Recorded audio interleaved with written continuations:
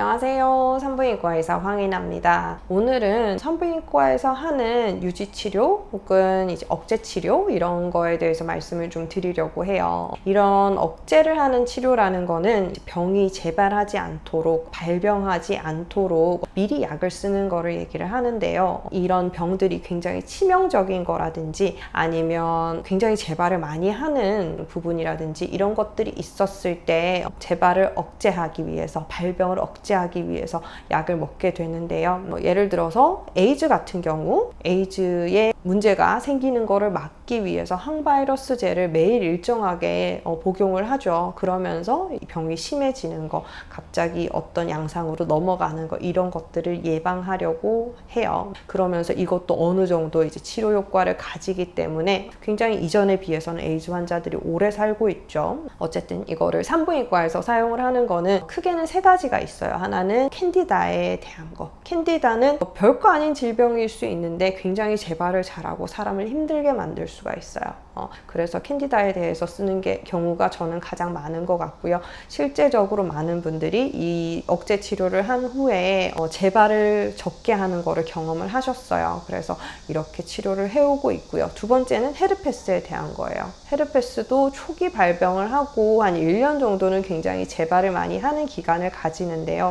저는 재발을 하면 약을 먹고 그냥 치료를 하는 것이 낫다고 생각을 하는데요. 굉장히 심한 양상으로 재발을 한다든지 아니면 헤르페스의 재발에 대해서 너무 스트레스를 많이 받는다든지 이런 분들 간혹 있거든요. 요즘 이제 헤르페스에 대한 생각이 굉장히 많이 달라졌기 때문에 헤르페스라고 한다면 문화적인 낙인을 찍는 것처럼 생각이 되게 됐잖아요. 그러니까 이런 것들이 이제 증상이 올라오는 거, 올라올 때 관계를 갖지 못하는 거, 이런 것들 때문에 스트레스를 굉장히 많이 받으시는 분들도 있어요. 이런 경우에는 항바이러스제를 또 일정하게 사용을 함으로써 재발을 조금 억눌러 줄 수 있거든요. 그런 식으로 사용을 할 수도 있고요. 방광염도 그래요. 방광염도 너무 자주 생기는 분들, 생겼을 때 너무 힘든 분들, 이런 경우에는 일정량의 항생제를 지속적으로 복용함으로써 방광염을 좀 눌러줄 수 있어요. 그렇지만 이런 약들을 꾸준하게 계속 복용하는 것이 과연 좋기만 한 방법이냐 하는 문제가 있겠죠. 그래서 경중을 따져봐야 돼요.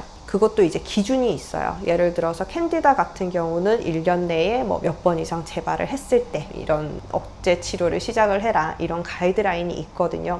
저는 많이 재발을 하시는 분들은 정말 한 달 내에 3번은 오시는 분도 봤어요. 치료를 하면 캔디다는 굉장히 치료가 잘 되는 종류거든요. 항진균제를 한 번만 먹어도 대부분은 깨끗하게 증상이 없어져요. 그런데 약 먹고 괜찮아졌는데 완전히 나은 이후에 또 생기고, 또 완전히 나은 이후에 또 생기는 거야. 한 달에 3번을 그러니까 얼마나 사람이 힘들어요. 캔디다는 증상이 애매모호하게 이렇게 생기는 게 아니라요. 전체 외음부가 많이 붓고요. 소음순도 붓고 대음순도 붓고 질 입구 쪽이 짓무르고 회음부가 찢어지고 이런 이제 심한 증상들이 나타나고요. 굉장히 많이 가렵습니다. 계속 손을 댈 수밖에 없어요. 너무 가려워서. 그리고 특징적인 우유 찌꺼기 같은 분비물이 계속 나와요.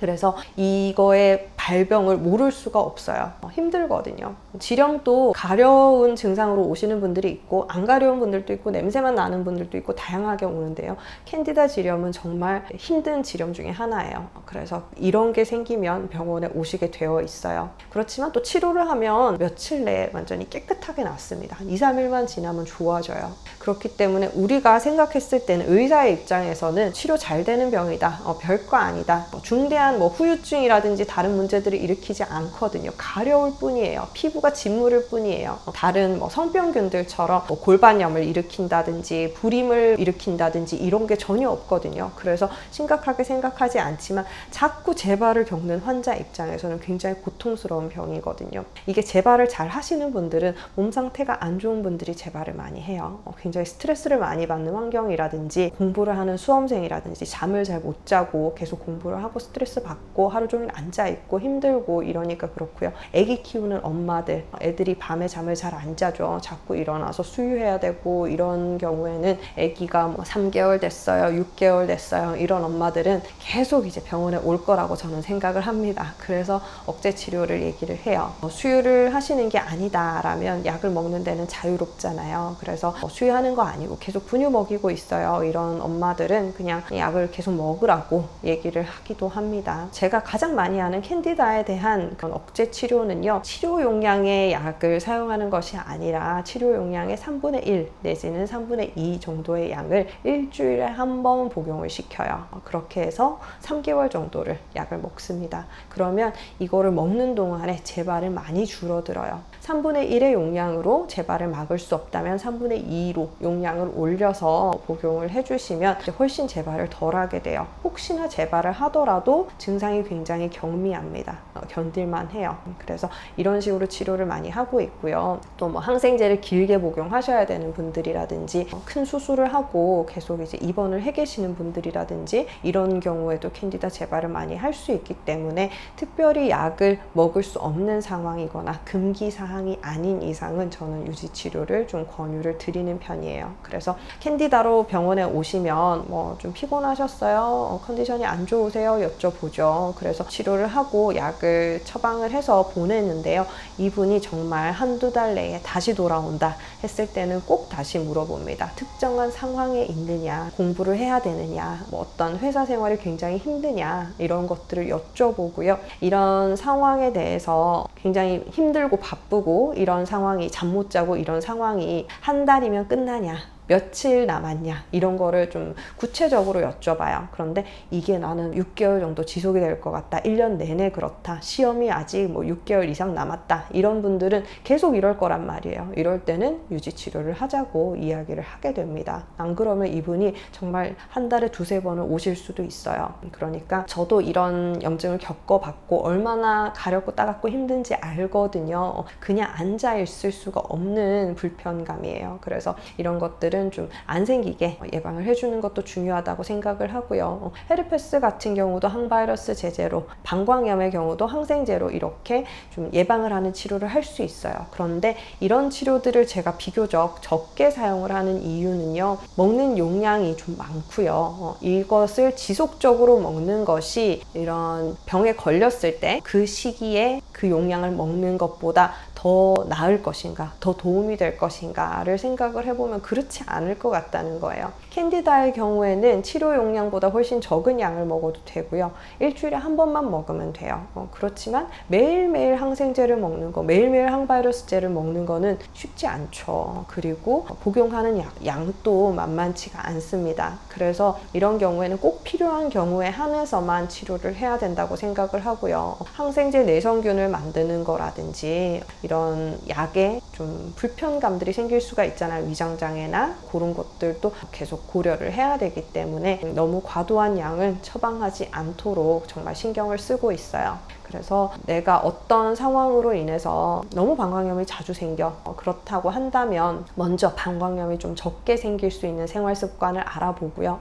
저는 방광염 재발을 하는 경우들에 있어서 갱년기가 됐다, 그러고 나서 방광염이 자꾸 생긴다 라고 하시는 분들은 호르몬 치료도 권유를 드리고요. 호르몬을 드시고 싶지 않은 분들은 뭐 어쩔 수 없겠지만 질 안에 호르몬을 넣는 방법이라든지 이런 식으로 이제 질내 환경을 개선하는 방법도 좀 써보고요. 관계를 한 후에 자꾸 방광염이 생긴다 하시는 분들은 관계 후에 질정제를 넣는 방법도 권유를 드리고요. 평소 영양제로 뭐 크랜베리 종류 섭취하시는 것도 권유를 드려요. 물도 충분히 드셔야 되고 소변 참으시면 안 되고, 이런 자잘한 충고들을 드리고, 이런 것들을 실행을 했을 때 재발이 적어진다 라고 한다면 굳이 항생제를 계속해서 복용하실 필요가 없잖아요. 이런 조언을 좀 더 드리는 편이고요. 근데 캔디다는 내 생활 환경이 그렇고 내가 너무 피곤하고 잠을 푹 자라고 말씀드리지만 시험을 앞두고 잠을 푹 잘 수 있는 사람이 없잖아요. 아기가 깨서 오는데 내가 잠을 푹 잘 수 없잖아요. 이런 환경에 있으신 분들은 어쩔 수 없기 때문에 캔디다에 대한 유지 치료를 말씀을 드리는 거고요. 개선할 수 있는 방법이 있으신 분들은 다 좀 개선을 하실 수 있으면 좋겠다는 생각을 해요. 오늘은 각종 유지 치료의 방법에 대해서 말씀을 드렸고요. 혹시나 캔디다의 잦은 재발로 고생을 하고 계시다면 이런 방법도 있으니까 담당 의사와 상의해서 잘 치료를 받으실 수 있기 바랄게요. 오늘 영상도 봐주셔서 감사합니다. 다음 시간에 뵐게요. 바이바이.